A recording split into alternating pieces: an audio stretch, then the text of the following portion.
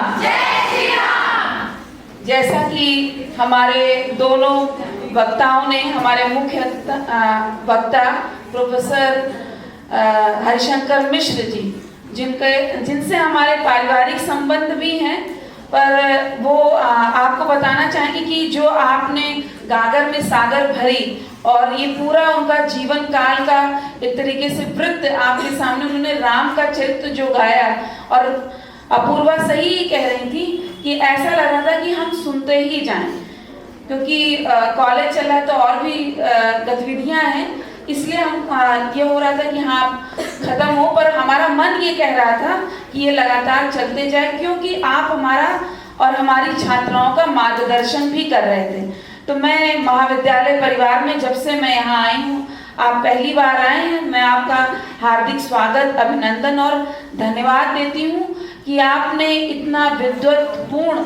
उद्बोधन हमारी छात्राओं को दिया। आपका हृदय से धन्यवाद। हमारी दूसरी जो वक्ता हैं रश्मि शील जी, उन्होंने, आप देखा होगा आपने कि उन्होंने कितना वेल रिसर्च्ड पेपर की तरीके से लिखा था। सर का जो व्याख्यान था वो उनकी पूरे जीवन भर की रिसर्च थी और उनको पेपर बनाने की नहीं आवश्यकता थी, पर हम लोग तो अभी छोटे हैं, हम लोग को अध्ययन करके उनको पेपर बनाना पड़ता है। तो जब भी आप कहीं व्याख्यान दें तो इस तरीके से डीप स्टडी करके जाएं। तो वो अध्ययन जो है रश्मिशील जी ने किया और बहुत ही हर पक्ष, राम के हर पक्ष को छुआ। मैं आपका भी महाविद्यालय परिवार में स्वागत, अभिनंदन और धन्यवाद देती हूँ कि आप इतनी जल्दी समय में आप लोगों ने इतनी सहर्ष स्वीकृति दी। सबसे बड़ी बात तो ये है कि यही किसी भी व्यक्ति की महानता यही और सरलता ही महानता होती है। तो आपकी महानता ये है कि आपने इतने कम समय में जो आतिथ्य का, आपने बिना सोचे कि कैसा आतिथ्य होगा हमारा, हमें अपना संबल भी प्रदान किया। तो आपका बहुत बहुत धन्यवाद। मैं हिंदी डिपार्टमेंट की जो नवज्योतिका क्लब है इनका, उसके माध्यम से ये ऑर्गेनाइज हुआ, उनका भी बहुत बहुत बधाई देती हूँ कि आप लोगों ने 3 दिन के प्रयास से इस कार्यक्रम को, इस व्याख्यान को, इस संगोष्ठी को इतने अच्छे तरीके से किया। मैं चाहूँगी कि भविष्य में इसको और बृहद रूप में कर हम 1 दिवसीय या 2 दिवसीय जो है सेमिनार के रूप में करें, तो जिससे कि रश्मिशील मैडम का हमें पेपर भी मिल सके और हम उसको अपनी कॉलेज की पुस्तक में छाप भी सकें। तो ये तभी होगा जब आप कोई सेमिनार इस तरीके का प्लान करें कि 1 दिन का या 2 दिन का। सर ने भी और रश्मिशील जी ने भी राम के विविध स्वरूप, उनका पूरा व्यक्तित्व आपके सामने पूरा चरितार्थ कर दिया है। उसका बहुत डिटेल में ना जाते हुए अगर रामचरितमानस या वाल्मीकि रामायण से वर्तमान परिप्रेक्ष्य में देखें तो आप ये जो 500 गर्भगृह में रामलला स्थापित हों, इसका जो संघर्ष रहा 500 वर्ष का, वो बीच में अगर जैसे वानर सेना की तरह थोड़ा सा अगर उसमें इनडिसिप्लिन आया भी या दिखा भी, पर वो लोगों का भाव ही था कि वो इनडिसिप्लिन दिखा, पर उसके बावजूद सारे पक्षों का सम्मान करते हुए, और राम ने ही ऐसा लगा कि वो रास्ता हमारे लिए बनाया, कि ये रास्ता लंबा जरूर था पर उनके सात्विक व्यक्तित्व की तरह ही यह भी एक न्यायपूर्ण तरीके से हल होने के रूप में हमारे सामने आया। और इतने लंबे संघर्ष के बाद वर्तमान सरकार की दृढ़ इच्छा शक्ति, क्योंकि अगर कोर्ट ऑर्डर दे भी देता और अगर सरकार की इच्छा शक्ति नहीं होती तो ये राम मंदिर इतने बृहद स्वरूप में हमारे सामने नहीं आता। तो उसके लिए वर्तमान सरकार को भी, पूरी जनता की मुझे लग रहा है उनको आशीर्वाद मिल ही रहा होगा। जैसा कि आप लोग न्यूज़पेपर्स अगर पढ़ते होंगे तो आप देखा होगा कि कल जो है 5 लाख जो है तीर्थयात्रियों ने रामलला के दर्शन किए हैं। कितनी भीड़ होगी और किस तरीके से हमारे आदरणीय मुख्यमंत्री योगी आदित्यनाथ जी वो परसों ही अयोध्या से आए और फिर कल उन्होंने हवाई सर्वेक्षण किया और सबको सख्त हिदायत दी अपनी प्रशासन व्यवस्था को कि कोई असुविधा ना होने पाए। पर ये हमारा भी दायित्व बनता है कि हम थोड़ा अनुशासन का परिचय दें। अगर हमने 500 साल का संघर्ष देखा है और अपने आप को इतना मर्यादित रखा है, तो उसी मर्यादा में रहते हुए अभी कुछ दिन हम रुक जाएं, अगर संभव हो। वैसे जब प्रभु की मूरत हम लोग के सामने आई तो हर किसी की ये उत्कंठा थी कि हम उनको सामने से देख सकें और ये ऐतिहासिक क्षण के हम सभी गवाह हैं। हम लोग भी आपसे बहुत छोटे रहे होंगे जब रामलला के संघर्ष में लाखों लोगों ने अपने प्राणों की आहुति पूरे समय में 500 सालों में दी है, पर कई कारसेवकों को प्राणों की आहुति देनी पड़ी और जिसमें कोई गिनती ही नहीं थी। आप सोचिए, गोलियां, जब आप अयोध्या जी जाएंगे अब तो आपके लिए सुविधाएं हो गई हैं, चौड़ी गलियां हो गई, पर सकरी गलियां थी और उन सकरी गलियों में जो है ये कारसेवक फंस गए। वो राम का ही कार्य करने आए थे और उसमें उन पर गोली चला दी गई, निहत्थों पर गोली चला दी गई और उसमें इतने लोग मरे जो वहाँ के साक्षी हैं अयोध्यावासी, वो बताते हैं कि गलियां पट गई थी। और उससे भी निर्मम ये हुआ कि उनके परिजनों को उनकी लाशें नहीं सौंपी गई और जो है वो रेत की बोरियां बांधकर उनको सरयू जी में विसर्जित कर दिया गया। तो ये इतना बड़ा संघर्ष रहा है, हमें उन हुतात्माओं को भूलना नहीं है और उनको हम नमन करते हैं। और जो रामलला को आज हम देख रहे हैं और इतना भव्य महल में हमने उन्हें स्थापित, हाँ वो कुटिया में थे तब भी भव्य थे। मैं शायद ग्रेजुएशन में थी तो क्योंकि सुल्तानपुर का मैका है मेरा, तो अयोध्या में मेरे चाचा जॉब करते थे, प्रोफेसर थे, तो हम लोग का आना जाना था। तो टेंट में भी रामचंद्र जी को मैंने देखा है, वो ही भव्यता थी। पता नहीं अब तो यह है कि मैं जाऊंगी तो कैसे दिखेंगे, अलग बात है, पर टेंट में भी वो भव्य थे, वो अस्थायी निर्माण में भी भव्य थे, वो महल में भी भव्य होंगे।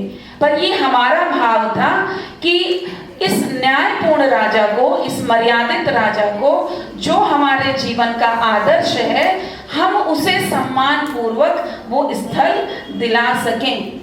क्योंकि हमारी जो सांस्कृतिक विरासत है, आक्रांताओं ने हमेशा उसको ठेस पहुंचाई है, उसे धूमिल किया है।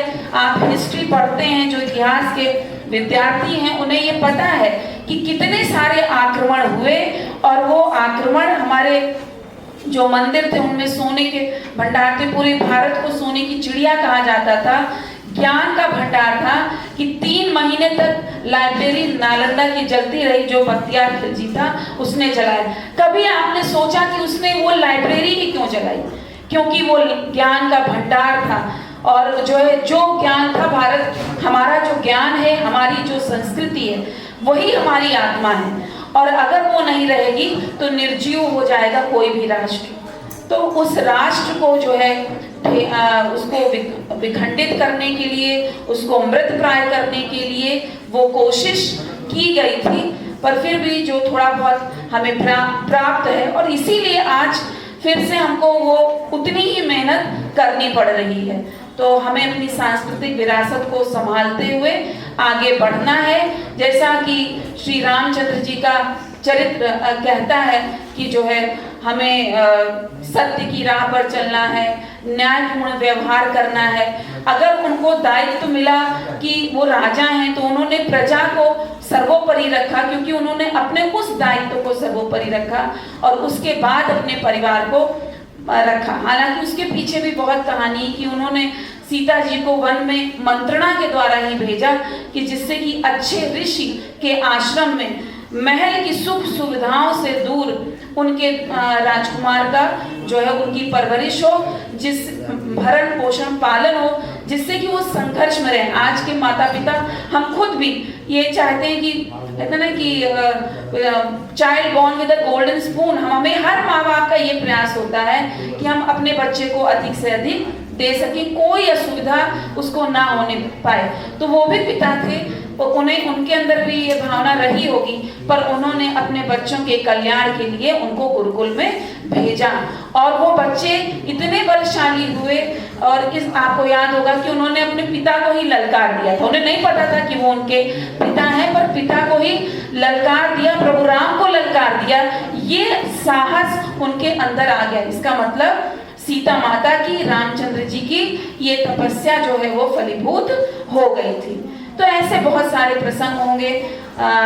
हरि की कथा जो है अनंत है, आप जो जितना भी उसके बारे में बात करते रहे। मेरा आप लोग से यही आग्रह है कि जैसा कि सर ने आपका मार्गदर्शन किया, मुझे मालूम है आधे लोग आज सुन रहे थे, आधे नहीं, एक कान से सुना दूसरे कान से निकालिए नहीं, उससे उसकी मैक्सिमम चीजें जो है आप अपने अंदर जो है आत्मसात करने की कोशिश करिए। तब जो चरित्र निखर के आएगा तो वो ऐसे ही गुणगान युगों युगों तक आपका गाया जाएगा।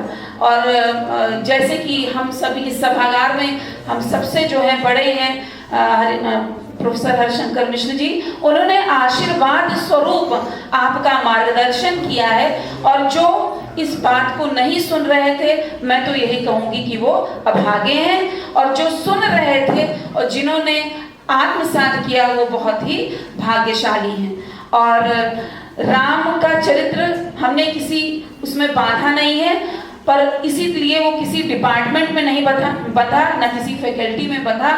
और सभी डिपार्टमेंट और फैकल्टीज को मैंने चाहा कि वो शिक्षिकाएं और वो छात्र छात्राएं यहाँ पर उपस्थित हों। जो है रश्मिशील जी ने भी कहा कि जो हमारी शिक्षा है वो ऐसी होनी चाहिए कि जिसमें राम के जो उनका व्यक्तित्व था उससे हम जो चीजें सीख सकते हैं। ये व्याख्यान क्यों हो रहा है? क्योंकि आपको लग रहा है कि मेरी केमिस्ट्री की क्लास छूट रही, मेरी बॉटनी क्लास छूट रही, मेरी इंग्लिश छूट रही, मेरा मैथ छूट रहा है, पर ये सब बेकार है अगर आपका चरित्र जो है वो दृढ़ नहीं है। अगर आप अपने जीवन को जीने की कला नहीं सीख पाते हैं तो आपकी सारी पढ़ाई लिखाई बेकार है।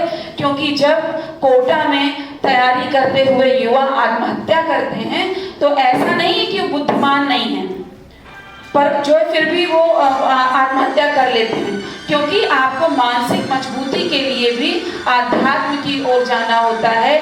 और एक दृढ़ शक्ति जो होती है उसके उदाहरण आपके सामने प्रस्तुत किए जाते हैं कि इतने दुखों को सहते हुए भी जो है कोई व्यक्ति रह सकता है और अपने चरित्र को जस का तस सात्विक बनाए रख सकता है।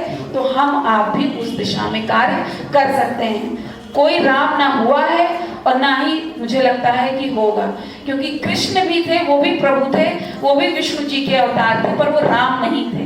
तो राम राम ही है, क्योंकि राम मर्यादा पुरुषोत्तम है। कृष्ण को लोग अलग तरीके से पूछते हैं, राम को अलग तरीके से पूछते हैं, पर हमें किससे क्या अच्छा है ये सीखना है। दोनों ही लोगों में हम कह सकते हैं वो मैनेजमेंट गुरु हैं। दोनों ही लोगों को किस प्रकार से हर चीज को मैनेज करना है, चाहे अपनी राज हो, चाहे प्रजा हो और चाहे परिवार हो, हर चीज को कैसे मैनेज करना है ये उनसे कोई सीख सकता है। और इसी के साथ, क्योंकि आप लोग बहुत देर से सुन रहे हैं, तो आगे भी ये क्रम जारी रहेगा। हम अच्छे अच्छे वक्ताओं को आपके सामने लाते रहेंगे और आपके चरित्र में अगर हम एक चीज भी सुधार पाए तो मैं ये मानूंगी कि मेरा प्रयास सफल हुआ। और जो ये नई शिक्षा नीति है जो हमारी सांस्कृतिक विरासतों के बारे में आपको बताने के लिए कहती है, उसका भी ये जो उद्देश्य है उसमें हम सभी सफल होंगे।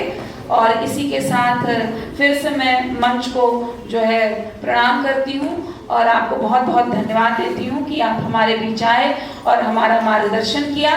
हमारी सभी शिक्षिकाओं का बहुत बहुत धन्यवाद कि आप सभी ने इतने धैर्य से सुना। और जो जितने भी स्टूडेंट्स बैठी हैं उनका बहुत धन्यवाद कि उन्होंने धैर्य पूर्वक सुना है। हालांकि मुझे ये पता है कि 80% तो बहुत धैर्य से सुन रही थी और 20% ऐसी थी कि जो नहीं ही सुन रही थी, उनका शरीर यहाँ था, मन कहीं और था।